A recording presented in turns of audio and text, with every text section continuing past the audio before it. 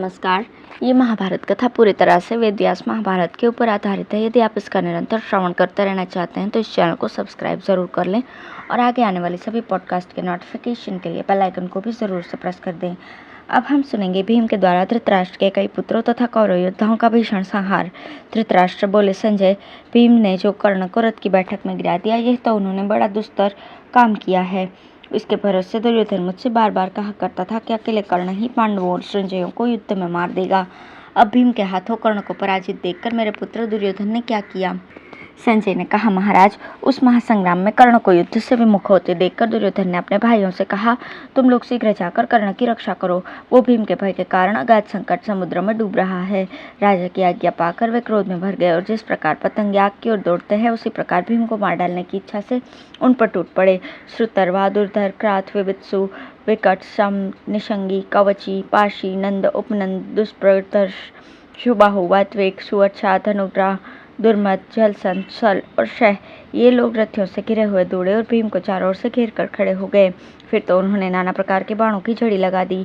महाबली भीम उनके प्रहारों से पीड़ित हो रहे थे तो भी उन्होंने आपके पुत्रों को 500 रथों की धज्जियां उड़ा दी और 50 रथियों को यमलोक भेज दिया। तदंतर क्रोध में भरे हुए भीम ने एक भल्ल मारकर विवित्सु के मस्तक को धड़ से अलग कर दिया। उसकी मृत्यु होती देख सभी भाई भीम पर टूट पड़े। तब उन्होंने 2 भल्लों से आपके 2 पुत्र विकट और सह के प्राण ले लिए। लगे हाथ भीम ने तेज किए हुए नाराज से मारकर क्रात को भी यमलोक भेज दिया। महाराज, इस प्रकार जब आपके वीर धनुर्धर पुत्र मारे जाने लगे तो रणभूमि में बड़े जोर से हाहाकार मचा। उसकी सेना का संहार करते देखकर भीम ने नंद और उपनंद को भी मौत के घाट उतारा। अब तो आपके पुत्र भय से घबरा उठे। वे भीम को प्रलयकालीन यमराज के समान भयंकर जानकर वहां से भाग गए। आपके इतने पुत्र मारे गए ये देखकर कर्ण का मन बहुत उदास हो गया। उसकी आज्ञा से मद्रराज ने पुनः घोड़े बढ़ाए। वे घोड़े बड़े वेग से आकर भीम के रथ से भिड़ गए। फिर तो एक दूसरे का वध करने चाहने वाले कर्ण और भीम में बाली सुग्रीव की भांति भयंकर युद्ध होने लगा। कर्ण ने अपने सुदृढ़ धनुष को कान तक खींचकर 3 बाणों से भीम को बींध दिया। उन्होंने भी एक भयंकर बाण हाथ में लेकर उसे कर्ण पर चलाया। उस बाण ने कर्ण का कवच फाड़कर उसके शरीर को छेद दिया। उस प्रचंड प्रहार से कर्ण को बड़ी व्यथा हुई। वो व्याकुल होकर कांपने लगा। तदंतर रोष और अमर्ष में भरकर उसने भीम को 25 बाण मारे। फिर अनेकों सहायकों का प्रहार करके एक बाण से उसकी त्वचा काट दी। इसके बाद एक भल्ल मारकर उसके सारथी को भी मौत का घाट उतार दिया। लगे हाथ धनुष भी काट दिया। फिर एक ही मुहूर्त में हंसते हंसते उसने भीम को रथहीन कर दिया। रथ के टुकड़े टूटते ही महाबाहु भीम गदा हाथ में लिए हंसते हंसते कूद पड़े। फिर वेग से उछलकर वे आपकी सेना में घुस गए और गदा मार मार कर समस्त सैनिकों का संहार करने लगे। पैदल होते हुए ही उन्होंने अपनी गदा से 700 हाथियों को उनके सवारों, ध्वजाओं और अस्त्र शस्त्रों सहित नष्ट कर दिया।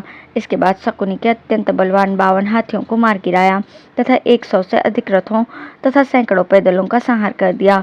ऊपर से सूर्यदेव तपा रहे थे और सामने से भीम संताप दे रहे थे।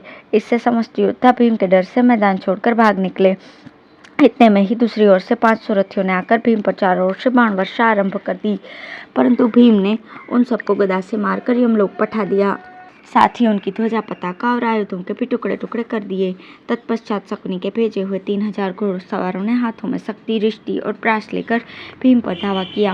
भीम ने बड़े वेग से आगे बढ़कर उनका मुकाबला किया और तरह तरह के पैंतरे बदलते हुए उन्होंने उनको उस गदा से मार डाला। इसके बाद भीम दूसरे रथ पर सवार हुए और क्रोध में भरकर कर्ण का सामना करने के लिए पहुंच गए। उस समय कर्ण और युधिष्ठिर में युद्ध चल रहा था। कर्ण ने अपने बाणों से युधिष्ठिर को आच्छादित कर दिया और उनके सारथी को भी मार गिराया। सारथी के न होने से घोड़े भाग चले।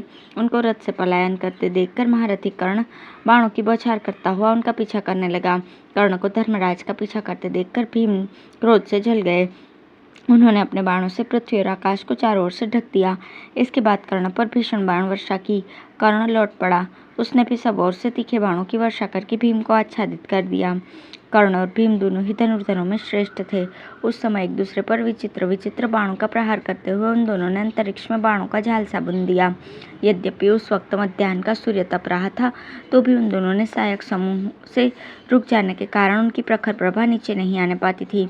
उस समय शकुनी, कृतवर्मा, अश्वत्थामा, कर्ण और कृपाचार्य, ये 5 वीर पांडव सेना से लोहा ले रहे थे।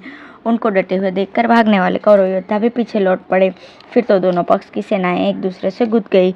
उसी दोपहरी में जैसा भयंकर युद्ध हुआ वैसा तो मैंने कभी नहीं देखा था। एक ओर के सैनिकों का झुंड दूसरी ओर के झुंड से सहसा जा भिड़ा।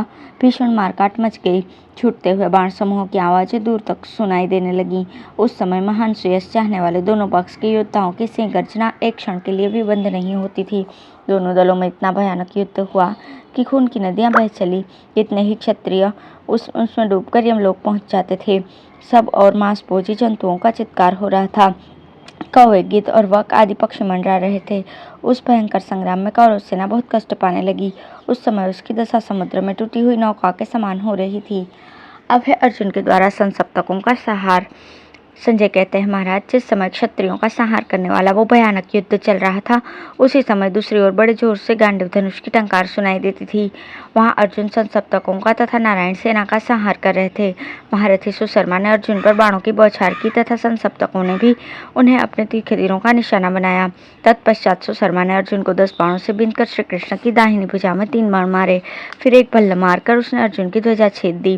ध्वजा पर आघात लगते ही उसके ऊपर बैठे हुए विशाल वानर ने बड़े जोर से गर्जना करके सबको भयभीत कर दिया। उसका भयंकर नाद सुनकर आपकी सेना थर्रा उठी। डर के मारे कोई हिलडुल नहीं सका। उस थोड़ी ही देर में जब उन्हें होश आया तो सबके सब अर्जुन पर बाणों की बौछार करने लगे। फिर सबने मिलकर अर्जुन के विशाल रथ को घेर लिया।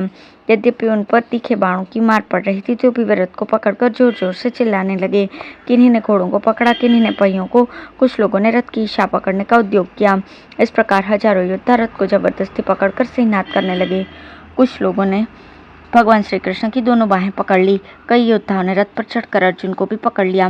श्री कृष्ण ने अपनी बाहें झटककर उन लोगों को जमीन पर गिरा दिया तथा अर्जुन ने भी अपने रथ पर चढ़े हुए कितने ही पैदलों को धक्के देकर नीचे गिराया।